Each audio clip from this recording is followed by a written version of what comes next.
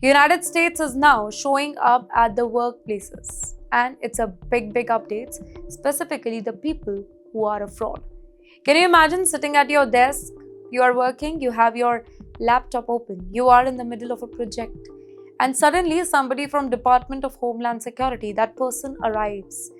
No, not an email, not a phone call, not a warning, a personal face-to-face visit. Well, according to the reports, U.S.S. Fraud Detection and National Security Directorate, or FDNS, has expanded unannounced worksite inspections involving H-1B and L-1 workers.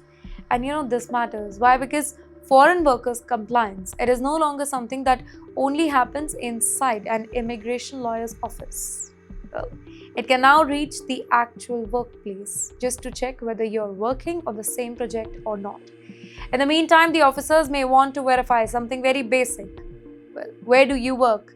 Who is your manager? What exactly do you do? What are your working hours? What salary are you receiving? Is the job description the same as the one originally submitted to U.S.S? And it's very important to know all these answers.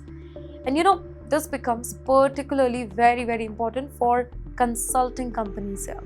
While a worker may technically be employed by company A but working at client B, and then there is a remote work.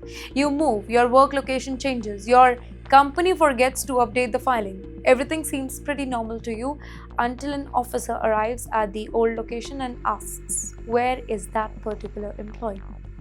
Well, that is when a simple administrative issue, it can suddenly become a legal problem for you.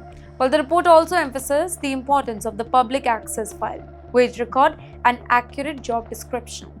And here's the bigger lesson here. Your immigration paperwork needs to watch your real life. Well, your salary should match the filing. Your role should match the filing.